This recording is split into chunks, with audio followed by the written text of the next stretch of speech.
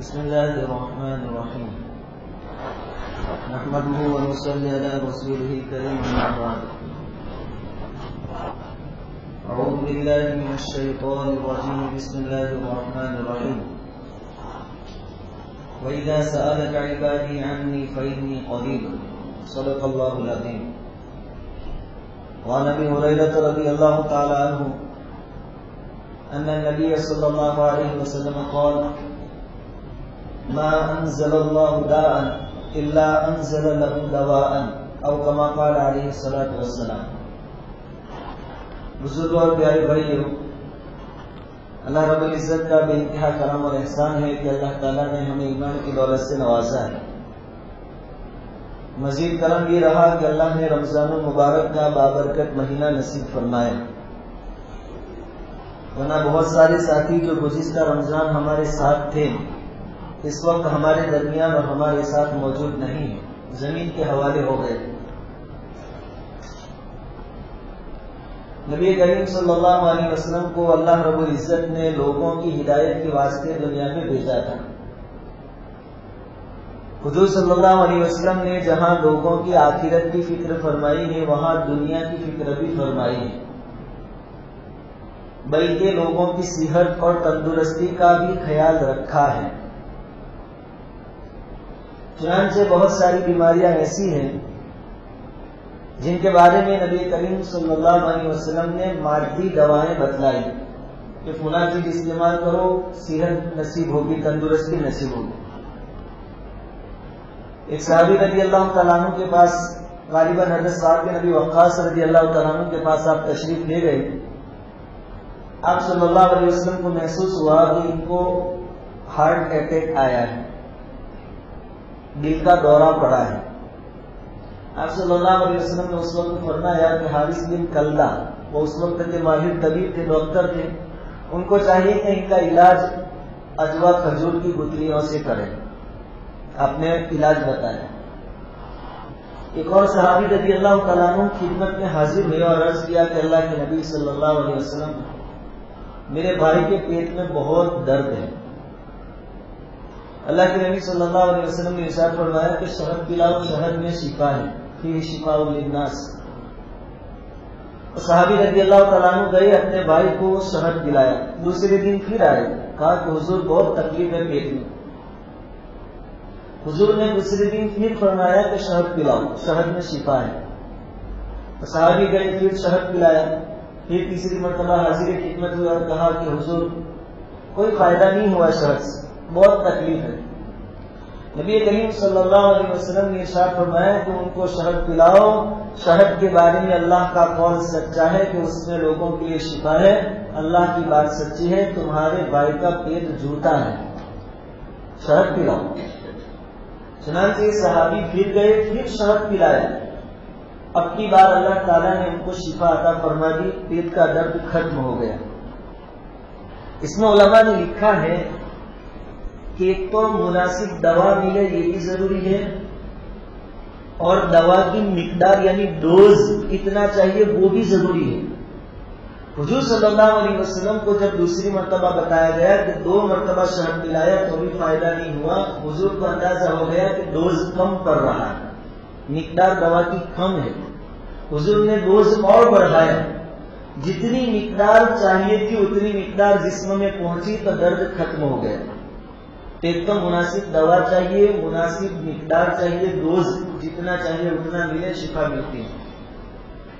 اور میں نے جو روایت آپ کے سامنے پڑھی اس کا خلاصہ ترجمہ یہ ہے کہ نبی کریم صلی اللہ علیہ وسلم نے ارشاد فرمایا کہ اللہ تعالیٰ نے کوئی بیماری ایسی نہیں اتاری جس کی دوا نہ رکھی ہو. ہر بیماری کی دوا ہے. اس روایت میں ایک لائن کی یہ روایت ہے، ایک لائن کی بات ہے، لیکن کتنے فائدے ہیں. ایک تو جو آدمی بیمار ہوا اس کو ذہنی اعتبار سے قوت ملے گی، خوشی ملے گی کہ میں چاہے کتنی بڑی بیماری میں مبتلا ہوں لیکن حضور نے فرمایا کہ اس کی دوا موجود ہے، تو زندگی کی خواہش اور تمنا اس کی بڑھے گی. اور جب آدمی دماغ میں یہ بات بٹھا لیتا ہے، مینٹلی اعتبار سے آدمی اپنے آپ کو فٹ سمجھتا ہے یا یوں سمجھتا ہے کہ معمولی بیماری ہے دور ہو جائے گی تو اس کے اثرات بہت اچھے ہوتے ہیں، قوت مدافعت یعنی بیماری کو دور کرنے کی طاقت بڑھ جاتی ہے اور آدمی واقعتاً اچھا ہو جاتا ہے۔ تو ایک تو اس طبقے کے لیے حضور نے رہبری فرمائی کہ مایوس مت ہو، ہر بیماری کی دوا اللہ نے اتاری۔ اور دوسرا ڈاکٹروں کے لیے بہت بڑی ہدایت ہے کہ جیسے بیماریاں نئی نئی آتی ہیں اس کے علاج بھی نئے نئے آپ تلاش کرو، ریسرچ کرو، نئی نئی دوائیں ڈھونڈو آپ، اور اس پر ریسرچ ہو رہا ہے۔ جیسے جیسے نئی نئی بیماریاں آ رہی ہیں نئی نئی دوائیں بھی مل رہی ہیں، لیکن بہت ساری بیماریاں آج ایسی ہیں جس کی دوا ابھی تک ملی نہیں۔ ادھر تو حضور فرما رہے ہیں کہ ہر بیماری کی دوا ہے، اور یہاں ڈاکٹر لوگ کہہ رہے ہیں کہ بہت ساری بیماریاں ایسی ہیں جو لا علاج ہیں۔ یہ دونوں باتیں الگ الگ محسوس ہوتی ہے۔ اس کا جواب کیا؟ اس کا جواب یہ ہے کہ کوئی بھی بیماری لا علاج نہیں ہے۔ اتنا ہے کہ جن بیماریوں کو لا علاج بتلایا جا رہا ہے ان کی دوا تک ابھی تک انسانوں کے دماغ پہنچے نہیں۔ جب وہاں پہنچ جائیں گے تو ان کا علاج بھی ہوگا۔ ایک زمانہ تھا ٹی بی کی بیماری بہت بڑی سمجھی جاتی تھی، آدمی مر جاتا ہے، اب بالکل معمولی ہو گئی، دوا مل گئی۔ کینسر کے بارے میں بھی آدمی مر جاتا تھا، سن کے مر جاتا تھا، لیکن اب بہت حد تک اس کا بھی علاج ہو جاتا ہے۔ اب آج کل جو دور ہے کورونا کا، شروع میں تو ہم تشویش میں تھے کہ بیماری ہے کہ سازش ہے، کیا ہے کیا نہیں۔ ایک دور وہ گزرا جس میں تشویش کے ساتھ ہم نے گزارا ایک سال۔ دوسری لہر جب سے آئی ہے، سیکنڈ ویو جب سے آیا ہے، بہت افراتفری کا ماحول، اچھے خاصے چلتے پھرتے لوگ اٹھ جا رہے ہیں، درمیان سے چلے جا رہے ہیں۔ اب ہمیں بھی احساس ہو رہا ہے کہ بیماری ہے، اس کا وجود ہے۔ اور مزید تشویش کی بات یہ ہے کہ ابھی اس کی تیسری لہر بھی آئے گی، ایسا بھی ڈکلیئر کیا گیا۔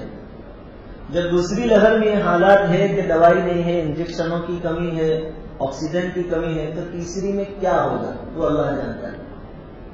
خیر، لیکن ان سب چیزوں سے گھبرانے کی بھی کوئی بات نہیں ہے، تقدیر بھی الگ چیز ہے، ہوگا وہی جو تقدیر میں اللہ تعالیٰ نے لکھا ہوگا۔ لیکن جب تک دوا نہ ملے، جب تک دوا تک انسانوں کے دماغ کی پہنچ نہ ہو، وہاں تک ہمیں کیا کرنا ہے؟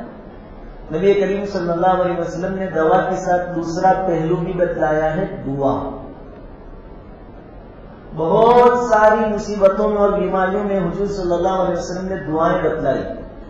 وبا کے وقت حضور نے دعائیں بتلائی کہ یہ دعا پڑھو گے وبا سے، بیماریوں سے آپ کی حفاظت ہوگی۔ اور ایک مسلمان کے لیے دعا بہت بڑا ہتھیار ہے، بلکہ حضور صلی اللہ علیہ وسلم کا فرمان ہے کہ دعا اس مصیبت کو بھی ٹال دیتی ہے جو اتر چکی، اور ان مصیبتوں کو بھی ٹال دیتی ہے جو آنے والی ہے۔ ممکن ہے ہم میں سے بہت سارے دوسری لہر کے سامنے جو ٹیکے اور بچے ہیں وہ دعاؤں کی برکت سے ہوں، اور آئندہ اللہ کی طرح اگر تیسری بھی آتی ہے تو دعاؤں سے ہماری اس سے بھی حفاظت ہو جاتی ہے۔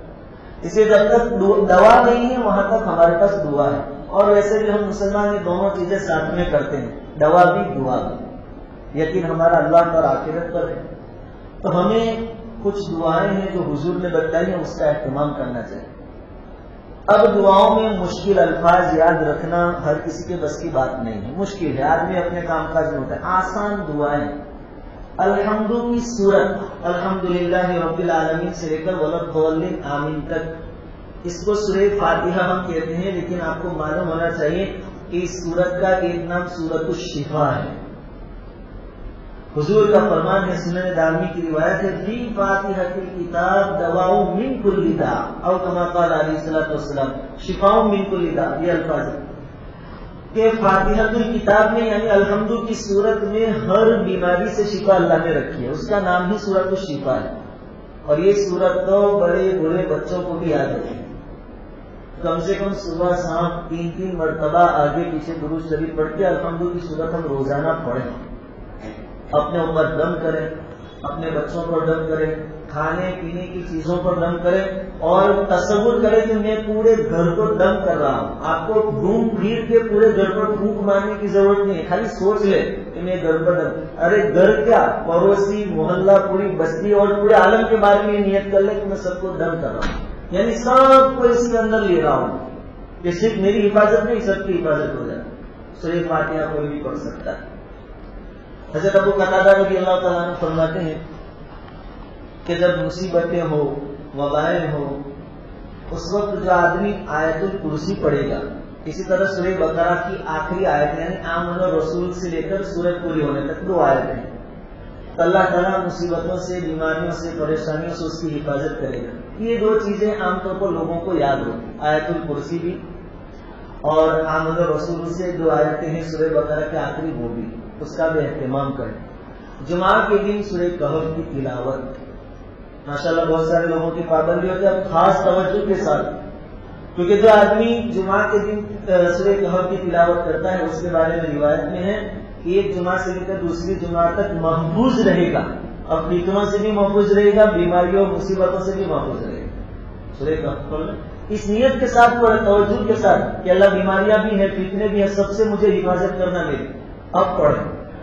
یہ بھی ہے ایک اور آسان چیز، روزانہ صبح میں اور شام میں یعنی فجر کی نماز کے بعد اور مغرب کی نماز کے بعد قل هو اللہ احد 3 مرتبہ، یہ حدیث میں ہے، قل اعوذ برب الفلق 3 مرتبہ، قل اعوذ برب الناس 3 مرتبہ، یہ پڑھنے حضور نے فرمایا کہ ہر چیز کے مقابلے میں یہ کافی ہے۔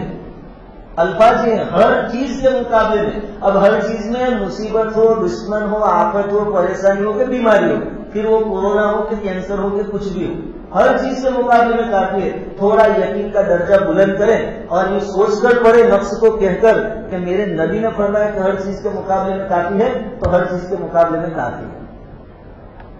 مینٹالٹی بدلے، تھوڑا یقین کے لیول کو اوپر لائے اور اس استحضار کے ساتھ پڑھے کہ ہر چیز کے مقابلے میں کافی ہے۔ جب دوا نہیں ہے تو ہمارے پاس اس سے بڑھ کر چیز ہے، دعا ہے، سورہ کہف پڑھو، اور یہ ہر آدمی کر سکتا ہے 3 مرتبہ۔ ایک اور دعا ہے، کیونکہ ہم جانتے ہیں قرآن نے بھی بہت سی جگہوں پر فرمایا کہ جو مصیبتیں آفتیں آتی ہیں تمہارے کرتوتوں کی وجہ سے آتی، اور کرتوت سب کو معلوم ہے، کہنے والے کے، سننے والے کے، سب کو معلوم۔ ممکن ہے کہ اللہ تعالیٰ کی طرف سے ہماری پکڑ ہو، اس وقت وہ دعا پڑھے جو حضرت یونس علیہ السلام نے مچھلی کے پیٹ میں پڑھی تھی، لا الہ الا انت سبحانک انی کنت من الظالمین، یہ دعا پڑھے۔ قرآن تو کیا کہتا ہے، لولا ان تدارکہ، وہ آیت ہے، اس کا ترجمہ یہ ہے کہ اگر یونس مچھلی کے پیٹ میں یہ دعا نہ پڑھتا تو قیامت تک مچھلی کے پیٹ میں رہتا، قیامت تک۔ لیکن انہوں نے یہ دعا پڑھی، اللہ تعالیٰ نے مصیبت دور کر دی۔ ہم بھی گویا ابھی قید میں ہے، کورونا نامی بیماری، تو ہم بھی لا الہ الا انت سبحانک انی کنت من الظالمین کا ورد کریں۔ اسی طرح ایک اور صحابی رضی اللہ تعالیٰ عنہ حضور کی خدمت میں آئے، عرض کیا کہ حضور رات کو میں نماز پڑھ رہا تھا، بچھو ڈر مار کے چلا گیا، اب بچھو کا زہریلا کیڑا ہے، رات کو نظر نہیں آیا۔ حضور نے فرمایا کہ تم یہ کلمات کہا کرو، اللہ تعالیٰ ایسے زہریلے کیڑوں سے حفاظت فرمائیں گے، اعوذ بکلمات اللہ التامات من شر ما خلق، اعوذ بکلمات اللہ التامات من شر ما خلق، مختصر ہے، شارٹ کٹ ہے، آسان ہے، اس سے اللہ تعالیٰ ہر زہریلے کیڑے سے حفاظت کرے گا۔ اور آج کے ڈاکٹر کیا کہتے ہیں کہ کورونا بھی ایک زہریلا کیڑا ہی ہے، اللہ تعالیٰ اس سے حفاظت کر لیں۔ بہرحال اپنے آپ کو تیار کریں، اپنا پروٹوکول، اپنی حفاظت اس کی فکر کریں، صبح شام دعاؤں کا سہارا لیں، دوائیں ملنے تک بیٹھے نہ رہیں، اور دوسرے جو ظاہری اسباب ہے اس کا خیال کریں، چھینکتے وقت کپڑا منہ پہ رکھیں، تھوکے نہیں ظاہر جگہوں پر، لوگوں کے آنے جانے کی جگہوں پر، کسی کے سامنے کھانسے نہیں، سردی زکام وغیرہ ہے تو گھر پہ نماز پڑھ لی اپنی جگہ۔ یہ کچھ بیماری کے بارے میں تھا، خلاصہ یہ ہے کہ اللہ کے نبی صلی اللہ علیہ وسلم نے فرمایا، سچ فرمایا، لکل داء دواؤں، ہر بیماری کے لیے اللہ نے دوا رکھی ہے اور وہ مل جائے گی انشاءاللہ، لیکن وہ ملنے تک ہمیں احتیاط کرنا ہے اور دعاؤں کے ذریعے اپنے آپ کی حفاظت کے قلعے قائم کرنے ہیں کہ ہم قلعے میں محفوظ ہو جائے، بیماری ہم تک گھسے نہیں۔ خود پڑے، خود پر دم کرے، گھر میں کھانے پینے کی چیزوں پر چائے بناتے ہیں تو اس میں بھی دم کر لے، جہاں دیکھو وہاں دم کریں اور ایک ماحول قائم کریں، انشاءاللہ اللہ تعالیٰ شفا عطا فرمائیں گے۔ نستغفر اللہ کا ورد علماء بتاتے ہیں کہ نستغفر اللہ کم سے کم آپ نے روزانہ 300 مرتبہ پڑھیں، سورہ یاسین پڑھیں، یہ بھی بزرگوں کا آزمایا ہوا عمل ہے۔ یہ تو ایک بات ہوئی بیماری کے متعلق۔ اب یہ جو آخری دن کر رہے ہیں اس میں ایک ہے شب قدر کی تلاش۔ آج 25ویں رات رمضان المبارک کی، ممکن ہے کہ آج شب قدر ہو، مغرب کے بعد سے لے کر 25, 27 اور 29 یہ 3 راتیں ہمارے پاس ہے. اس کی قدردانی کریں. مغرب کی نماز جماعت کے ساتھ، سنتوں کے ساتھ، اوابین کے ساتھ، عشاء کی نماز، تراویح، وتر سب جماعت کے ساتھ، تہجد کی 2-4 رکعت، پھر دعا مانگے، قرآن شریف تھوڑا پڑھ لے، تھوڑا صدقہ روزانہ رات کو نکال لیں. یہ شب قدر کے اعمال، جس کو شب قدر نصیب ہو گئی اس کو 83 سال 4 مہینے کی عبادت کا ثواب ملے گا. اور پوری رات جاگنا ضروری بھی نہیں ہے. تھوڑا پڑھ لو قرآن، تھوڑا استغفار کر لو، تھوڑا درود شریف پڑھ لو، تھوڑی صلاۃ الحاجت پڑھ لو، اسی طرح صلاۃ التہجد پڑھ لو، سب تھوڑا تھوڑا کر لو. 10-15 روپے صدقے کے نکال لو، سب کام ہو گئے. آپ نے 10 روپے نکالے، شب قدر میں نکل گئے تھے تو 83 سال 4 مہینے تک 10-10 روپے دینے کا ثواب آپ کو ملے گا. بہت اچھی طرح ہم وصول کر سکتے ہیں. تیسری بات صدقہ فطر. جیسے مال کو پاک کرنے کے لیے شریعت نے ہم پر زکوٰۃ فرض کی ہے کہ جو زکوٰۃ دے گا مال پاک ہو جائے گا، مصیبتوں سے محفوظ ہو جائے گا. ایسے ہی صدقہ فطر روزے کی زکوٰۃ ہے. ہم نے روزے رکھ کے اللہ کے فضل و کرم سے کھایا پیا تو نہیں، بیوی سے بھی دور رہے اللہ کے فضل سے، لیکن بات چیت میں کچھ نہ کچھ آگے پیچھے ہو جاتا ہے. کبھی نامناسب بات کر لی، کبھی موبائل میں گیم کھیل لی، کبھی میچ دیکھ لی، کبھی مجلس لگا لی. اب یہ جو کوتاہیاں ہوئی اس کی تلافی کے لیے صدقہ فطر رکھا گیا. صدقہ فطر کے 2 مقصد ہیں. ایک تو روزے میں جو کمی کوتاہی آئی اس کی تلافی ہو جائے، بھرپائی ہو جائے، اور دوسرا مسکینوں کے عید کا انتظام ہو جائے. اس لیے عید سے پہلے ادا کر لیں.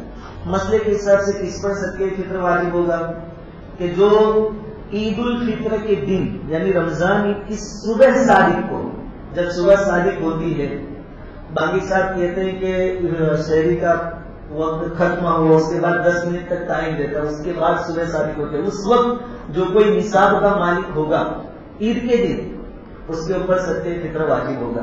زکوٰۃ میں اور صدقہ فطر میں تھوڑا فرق ہے. زکوٰۃ میں مال پر سال گزرنا ضروری ہے، یہاں ایسا کچھ نہیں ہے.